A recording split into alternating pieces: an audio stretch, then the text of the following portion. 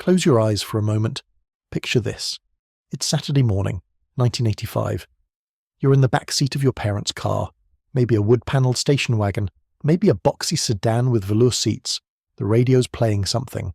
Casey Kasem counting down the top 40. Or maybe your dad's favourite AM talk station. And you know exactly where you're headed. The bank. Now, I know what you're thinking. The bank? That's what you're getting nostalgic about, but stick with me here. Because banking in the 1980s wasn't just a transaction. It was a ritual, an event, a weekly expedition into a world that felt important and official and somehow grown up. Your dad pulls into the parking lot. It's already half full, even though it's only 9:30, because this is when people do their banking. Saturday morning, when the bank is open for exactly 4 hours. Monday through Friday, they close at 3 in the afternoon. 3. Which means if you work a normal job, Saturday is your only option. So here you all are. But wait, before you go inside, your mum has an idea. Let's try the drive-through, she says. The drive-through. Now this was technology. This was the future. A pneumatic tube system that could shoot your deposit from your car window directly into the bank. You didn't even have to get out of the car. It was like something from the Jetsons. You pull up to the lane. There's usually 2, maybe 3 lanes if you're at a fancy bank. And there it is. The cylindrical carrier, waiting in its little metal drawer like a spaceship docked at a station. Your mum already has the deposit slip filled out. She learned to do this at the kitchen table earlier, using the carbon copy checkbook, carefully writing the amount, the date, signing her name. She puts the check in the carrier, snaps it shut, and then, the moment you've been waiting for. Whoosh! The carrier disappears, sucked through the tube like magic, racing through the pipes into the bank. You crane your neck, trying to see where it goes. Somewhere in there, on the other side of the brick and glass, a teller is catching it, opening it. Looking at the check, you wait and wait. This is the thing about the drive-through. It's supposed to save time, but it never really does. Because there's always something. The teller has to verify the signature, check the balance, fill out paperwork. You watch other cars in the other lanes. Some of them seem to be moving. Your lane? Stuck. Your dad drums his fingers on the steering wheel. Your little brother is in the backseat next to you, already getting antsy. He's making that whining sound that means he's about 3 minutes away from a full meltdown. Your mum reaches back without looking and hands him a toy from her purse, a tiny Hot Wheels car. Crisis averted for now. Finally the carrier comes flying back. Your mum opens it. Inside, the deposit receipt, a lollipop for you, and sometimes, if you're lucky, one of those promotional gifts. A pocket calendar. A vinyl coin purse with the bank's logo. Once you got a Frisbee. But today, there's a problem. The teller wrote something on the receipt. Please come inside. Your dad sighs, your brother groans, so now you're going in anyway, which honestly is where the real experience happens. The moment you walk through those doors, you enter another world. The smell hits you first. Paper, ink, something vaguely industrial. Air conditioning cranked to Arctic levels even in July. The floors are polished marble or linoleum that squeaks under your sneakers, and everything echoes. The ceiling is high. The walls are wood-panelled or covered in wallpaper with a subtle pattern. There are potted plants in the corners, those sturdy, unkillable varieties.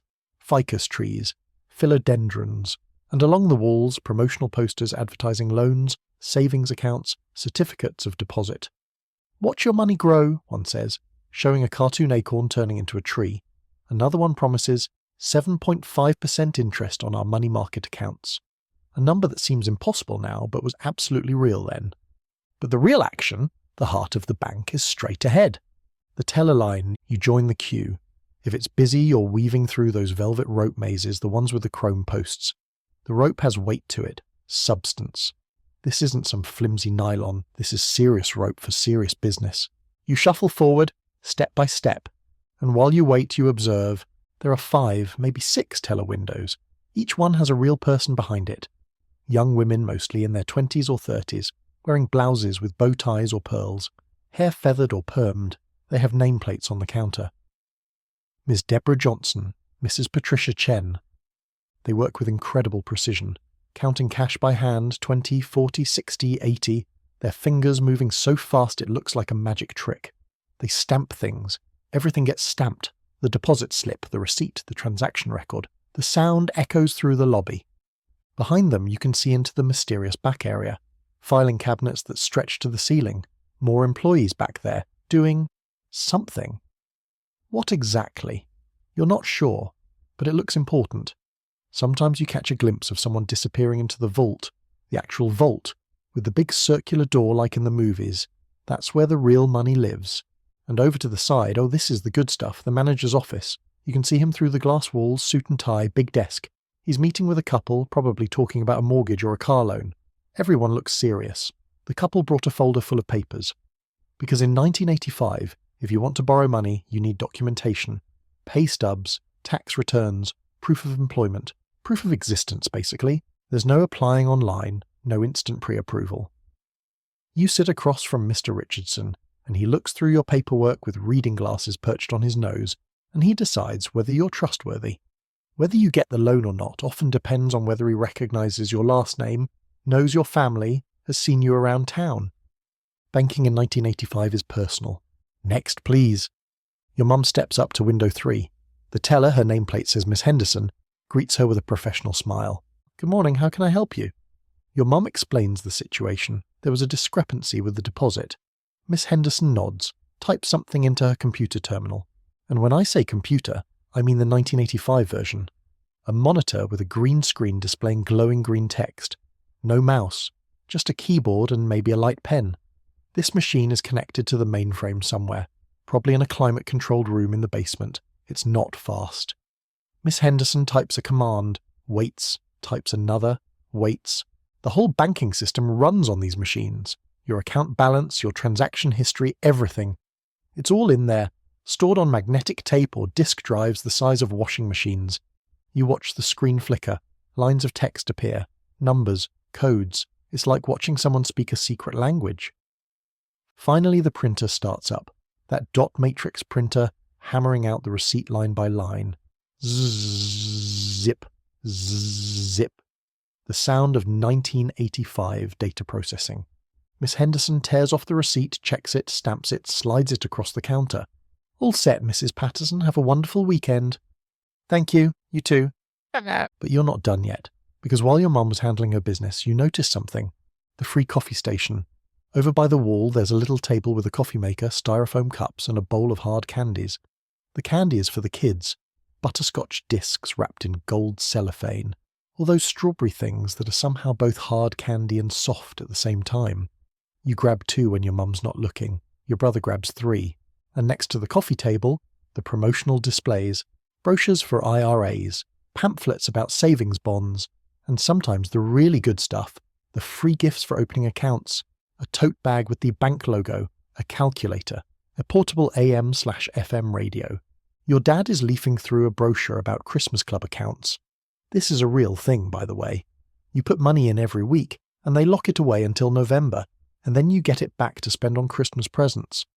It sounds silly now, but in 1985 this is considered solid financial planning. Some banks even throw in a little extra interest as a thank you. There's also information about passbook savings accounts. Remember those? Little booklets where the teller would write your balance by hand, or later, print it with a special machine. You'd bring your passbook every time you came to the bank and it was your official record. Lose that booklet and you had a problem. All right, let's go, your mum says. Back through the doors, back to the parking lot, back to the car. The whole trip took 45 minutes. 45 minutes to deposit 1 check. And here's the thing. Nobody complained. This was just how it worked. If you needed money, you went to the bank during banking hours. If you needed money outside banking hours, you planned ahead. You kept cash in your wallet. You maybe had a secret stash in a drawer at home. You knew, with absolute certainty, that you needed $40 for groceries tomorrow, so you got it today. Because the ATM, sure, they existed in the 80s, they were starting to appear, but they were still new, still a little suspect, and they had limits. You could take out, $50? Maybe $100 if you were lucky. And that was it until tomorrow. The machine would literally tell you daily limit reached, and there was nothing you could do about it. Some people didn't trust ATMs at all. What if it eats my card, they'd say. And sometimes it did. You'd put your card in, and the machine would just keep it. Then you'd have to go inside during business hours and explain to a teller that the robot ate your card, and they'd nod sympathetically like they'd heard it 100 times before because they had. There was no checking your balance on your phone, no transferring money with an app, no depositing a check by taking a picture.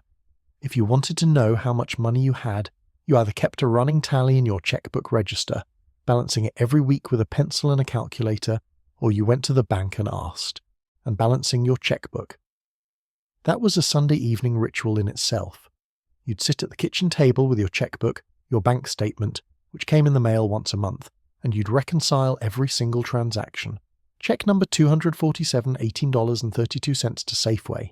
Check number 248, $105 to the electric company. If you were off by even a penny, you'd go back through everything until you found the mistake. Because if your records didn't match the bank's records, one of you was wrong, and you needed to know which one. Today I can bank at 3 a.m. in my pajamas. I can send money across the world in seconds. I can deposit checks, pay bills, apply for loans, all without speaking to a human being. I can check my balance 17 times a day if I want to, which, let's be honest, sometimes I do. It's faster, it's more efficient, it's objectively better. But there was something about that Saturday morning ritual, something tangible. The weight of the pneumatic carrier in your hand, the echo of your shoes on the marble floor, the way Miss Henderson knew your mum by name because she'd been working that same window for 6 years. Banking in the 1980s required your presence, your time, your attention. It made money feel real because you had to physically go and interact with it. You had to wait in line with your neighbours, maybe chat about the weather, maybe complain about the wait, maybe just nod and smile. You had to stand face to face with another human being and conduct your business like it mattered. Because it did matter. Money wasn't just numbers on a screen. It was something you could hold, count, put in an envelope, hide under your mattress if you really wanted to. The bank wasn't an app. It was a building, a place, somewhere you went. We've gained convenience, yes. We've gained speed. We've gained the ability to manage our entire financial lives from a device in our pocket, while standing in line at the grocery store, while half watching television, while doing a dozen other things at once. But we've lost something too. The ritual.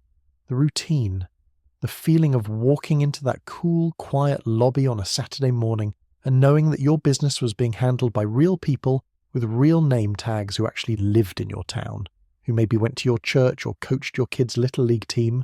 We've lost the whoosh of the pneumatic tube carrying your deposit into the building.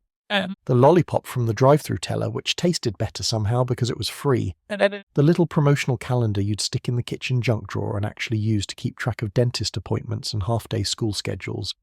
We've lost the satisfaction of balancing your checkbook on Sunday night and having the numbers match perfectly. The security of keeping your passbook in the top drawer of your dresser, your financial life contained in a little booklet you could hold in your hand.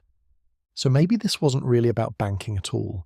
Maybe it was about a time when things moved slower, when Saturday morning meant something, when you had to show up in person to make things happen, when the world required your presence, not just your password. Maybe it was about being a kid in the back seat, bored out of your mind, thinking this was the most tedious errand in the world, never realizing that someday, decades later, you'd look back on it with something like longing, for the ritual, for the simplicity, for the way your mum would let you keep the lollipop even though it was almost lunchtime. For the world as it was when a trip to the bank was just a trip to the bank. When the pneumatic tube whooshed and we whooshed with it together.